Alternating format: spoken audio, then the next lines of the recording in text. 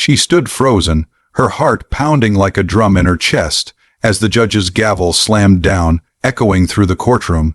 His words cut deeper than any blade. Chain him.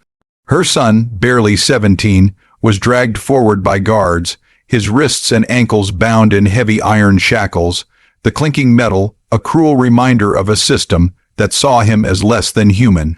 Before her eyes, they treated him like an animal, her screams drowned out by the cold indifference of the room. This wasn't justice.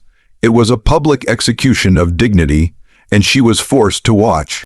Wherever you're reading this, whether in New York, London, Chicago, or beyond, bear witness to this story, share it, speak it. Let the world know what happened in that courtroom, because silence is the ally of injustice. Her name was Aisha Thompson, a single mother from Birmingham, Alabama, who had raised her son, Malik, with every ounce of love and strength she could muster.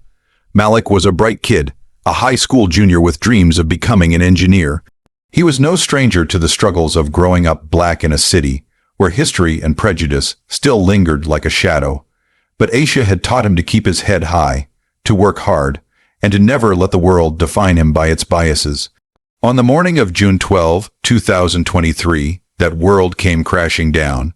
It started with a petty accusation, a stolen backpack from a classmate, a claim Malik swore was false. The school resource officer didn't care to hear his side. By noon, Malik was in handcuffs, taken to the county juvenile detention center.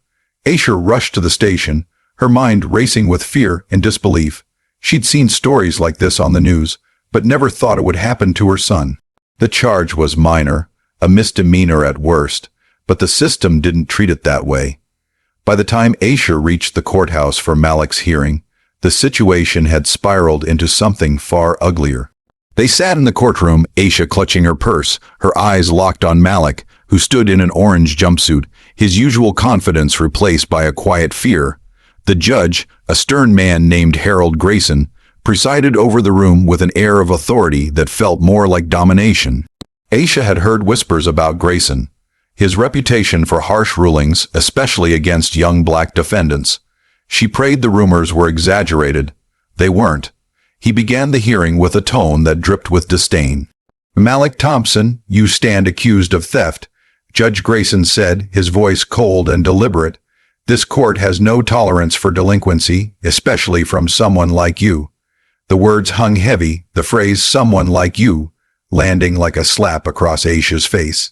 She wanted to stand, to scream that her son was innocent, but her lawyer, a public defender named Sarah Klein, placed a hand on her arm, urging her to stay calm. Malik's voice trembled as he spoke. "I didn't steal anything, sir. I swear. The backpack was in my locker, but I didn't take it. Someone put it there." His words were earnest, but Grayson's expression didn't soften. The prosecutor, a young woman named Emily Hart, pushed forward, presenting the classmate's testimony as if it were gospel.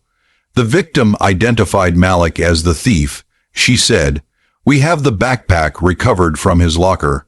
This is open and shut." Sarah stood to object. "Your Honor, there's no direct evidence linking my client to the theft. The backpack was found in an unlocked locker, accessible to anyone. This is circumstantial at best." Aisha felt a flicker of hope, but it was quickly extinguished. Grayson leaned forward, his eyes narrowing at Malik. "Circumstantial or not, I see a pattern here. Young men like you think you can skirt the law. Not in my courtroom." The tension in the room was suffocating. Aisha's hands shook as she gripped the bench, her eyes darting between her son and the judge. Then came the moment that would haunt her forever. Grayson turned to the bailiffs, two burly men standing near the door. "This boy needs to understand consequences," he said. "Chain him, wrists and ankles. Let him feel the weight of his actions." Aisha's breath caught in her throat. "What?" she whispered, her voice barely audible. Sarah shot up. "Your Honor, this is a juvenile hearing for a misdemeanor. Shackling is unnecessary and excessive." Grayson didn't flinch. "Sit down, counselor, or you'll be held in contempt. This court will maintain order." The bailiffs moved toward Malik, who looked back at his mother, his eyes wide with panic. "Mom, I didn't do it," he said, his voice cracking. Aisha stood, unable to stay silent any longer. "You can't do this to my son. He's not an animal." Her words echoed, but the bailiffs ignored her, snapping heavy metal cuffs around Malik's wrists, then his ankles. The chains clinked as they dragged across the floor, each sound a dagger to Aisha's heart. She lunged forward, but Sarah grabbed her, pulling her back. "Aisha, don't. They'll arrest you too." The courtroom was a blur of voices now. Sarah argued fiercely, citing legal precedents, but Grayson was unmoved. "This is about respect for the law," he said. "He'll stay chained until I say otherwise." Malik stood there, head bowed, the chains forcing him into an awkward shuffle as the bailiffs led him to a chair. Aisha's tears fell freely now, her sobs the only sound in the room as the judge continued his lecture about discipline and consequences. They didn't stop at the chains. Grayson sentenced Malik to 30 days in juvenile detention, an unusually harsh penalty for a first-time minor offense. Aisha felt the room spin as the gavel fell. She watched as the bailiffs pulled Malik away, the chains rattling with every step. His eyes met hers one last time, a silent plea for her to fix this, but she felt powerless. The hearing was over in less than 20 minutes, but it felt like a lifetime. Outside the courtroom, Aisha collapsed onto a bench, her body shaking with rage and grief. Sarah sat beside her, her face grim. "This isn't right," Sarah said. "Grayson's ruling was excessive, and the shackling was illegal under state law for juveniles in court. We can appeal this." Aisha nodded, but her mind was elsewhere, replaying the image of her son in chains. "Why did he do that?" she asked, her voice hollow. "Why did he treat my boy like that?" Sarah hesitated, then spoke plainly. "Grayson's got a history. He's been cited for bias before, but nothing sticks. He's untouchable in this county." Aisha's anger flared. "Untouchable? He humiliated my son in front of everyone. He called him someone like you. What does that even mean?" Sarah didn't need to answer. They both knew what it meant. Over the next few days, Aisha refused to stay silent. She contacted local activists, including a group called Justice for All, who had been fighting courtroom abuses in Alabama for years. Their leader, Marcus Bell, met with Aisha at a small community center. "What happened to Malik is part of a pattern," Marcus said. "Grayson's been doing this for years, targeting black and brown kids, handing out harsh punishments for minor offenses. The shackling, that's his signature move to break them." Aisha's resolve hardened. She wasn't just fighting for Malik now. She was fighting for every kid who'd faced Grayson's gavel. Marcus helped her organize a press conference outside the courthouse, where she stood before a small crowd of reporters and supporters.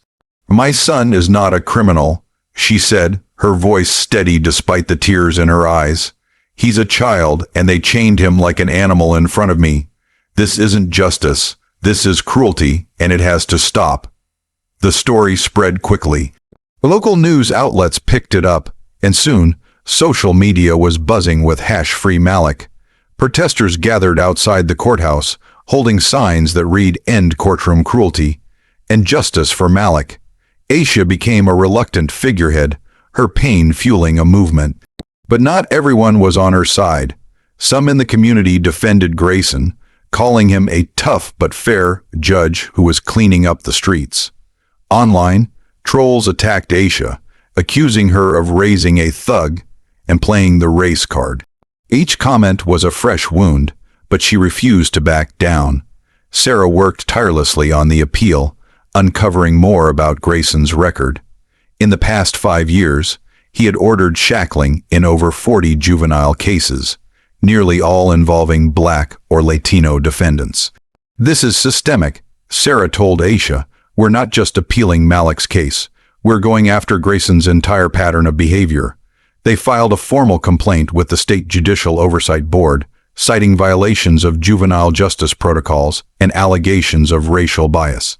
Meanwhile, Malik was struggling in detention. Aisha visited him every chance she got, but the sight of him in that facility broke her heart. He was quieter now, his spark dimmed. "They keep me in a cell most of the day," he told her during one visit. "I just want to go home, Mom." Aisha held his hand through the glass partition, promising she'd get him out, but the system was slow and Grayson's influence ran deep. The pressure was building. Aisha received threatening calls warning her to drop the crusade or face consequences. One night, someone painted "Leave it alone" on her car. Fear crept in, but she pushed it aside. "I'm not stopping," she told Marcus, "not until Malik is free and Grayson is held accountable." They didn't expect what came next. On the 20th day of Malik's detention, Sarah got a call from a whistleblower, a former court clerk who'd worked under Grayson for years. The clerk, a woman named Linda Carter, had kept detailed records of Grayson's rulings, including the record comments he'd made about teaching certain kids a lesson. Linda was ready to testify, but only if her identity was protected. "He's got friends everywhere," she told Sarah. "If they know it's me, I'm done." Sarah and Aisha met with Linda in secret.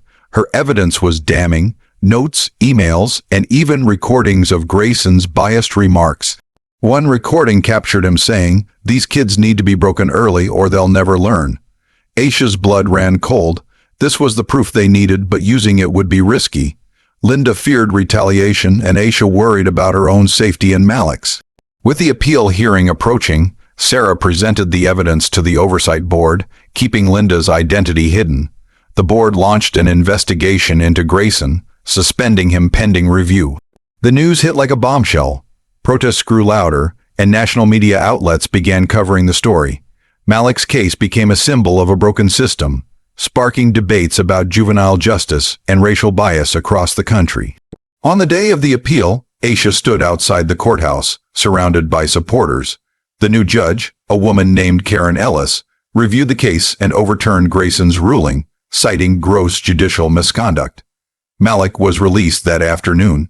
Aisha ran to him as he stepped out of the detention center, the chains gone, his arms free to hug her. They cried together, the weight of the past weeks lifting, if only for a moment. But the fight wasn't over. Grayson's suspension was temporary, and the investigation was ongoing. Aisha knew the system wouldn't change overnight, but she also knew she'd sparked something bigger. "This is for every mother who's watched her child suffer," she told the crowd at her rally that evening. "We keep fighting because our kids deserve better. Wherever you are, Atlanta, London, Los Angeles, or anywhere else, don't let this story fade. Share Malik and Aisha's fight. Demand accountability for judges like Grayson." Visit justiceforalabama.org to join the movement or donate to legal funds for families like theirs. Silence lets injustice thrive. Speak up.